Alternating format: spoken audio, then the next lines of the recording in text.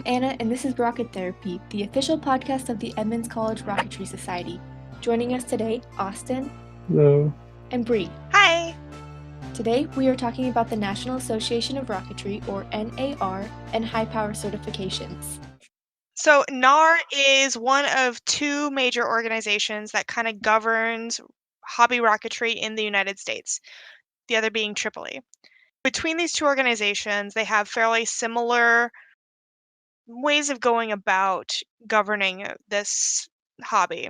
In order to make it safe, in order to make it insurable, and in order to make it so that the government doesn't come knocking on your door every time you want to launch a rocket. So in order to become a member of NAR, you have to basically just pay them money.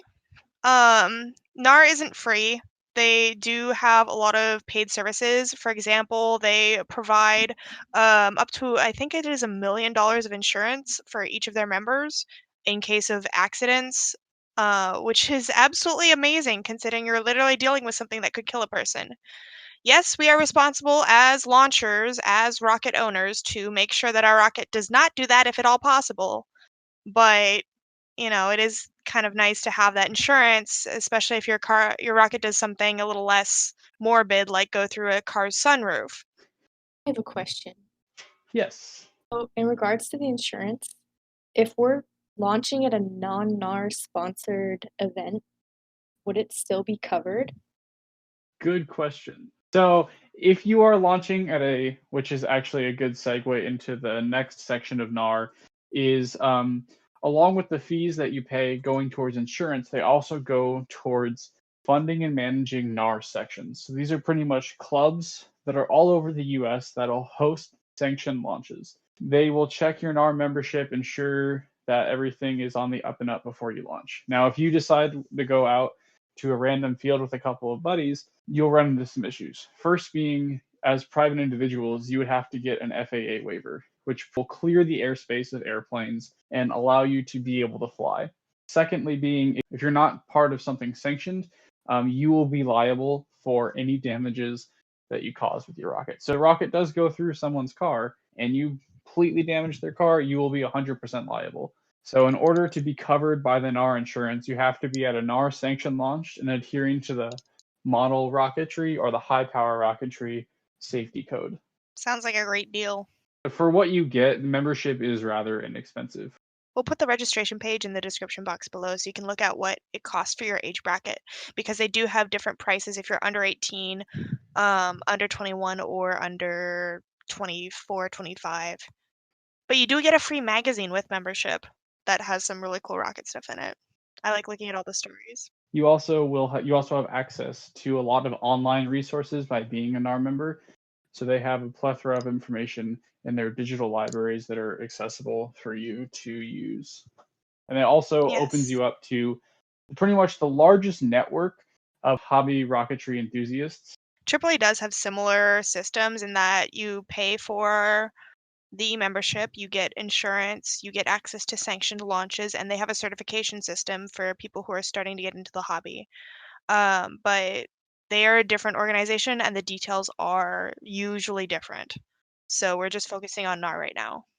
We've been talking about model rocketry and high power rocketry, but could you guys define the difference? All right, so to answer your question, we're going to start with talking about motors. So motors are pretty much on a letter scale. So A being the smallest motor, all the way going up to O pretty much is what you're able to purchase. Otherwise, the government comes and knocks on your door.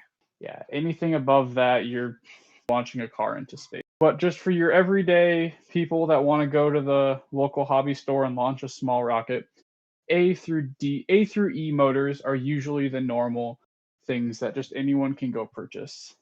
F and G motors are more considered mid-power motors, so you can get a little bit bigger of a rocket up into the air, but you still don't need a high power certification to do so. Starting at H motors and up is where you need a high power certification to launch those motors.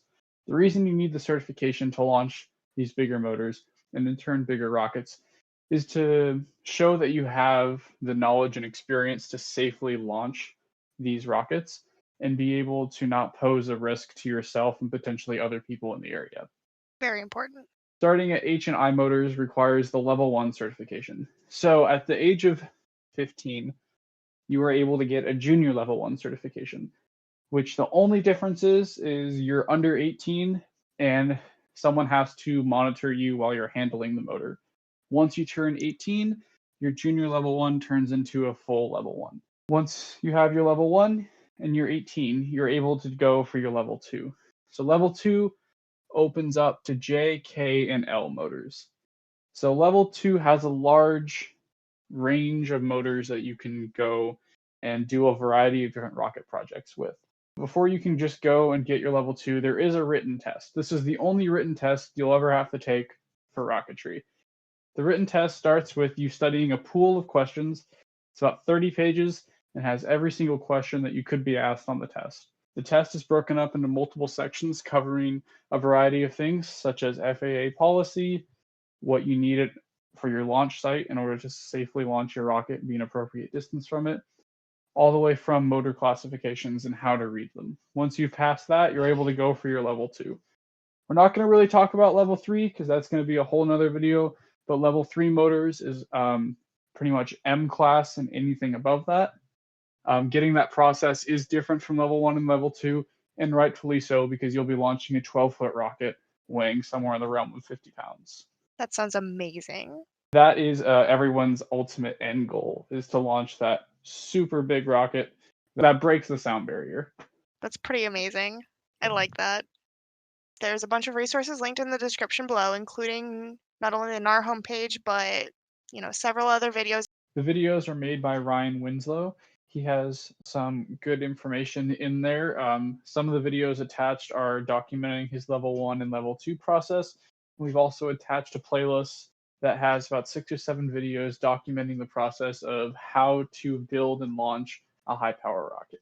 So it's a great resource if you just want to get some information about the process and see how it's done. If you have any questions, feel free to leave them in the comments below and we'll be sure to answer them. This has been Rocket Therapy, the official podcast of Edmonds Rocketry Society. Thanks for listening, and remember, up is easy, down is hard.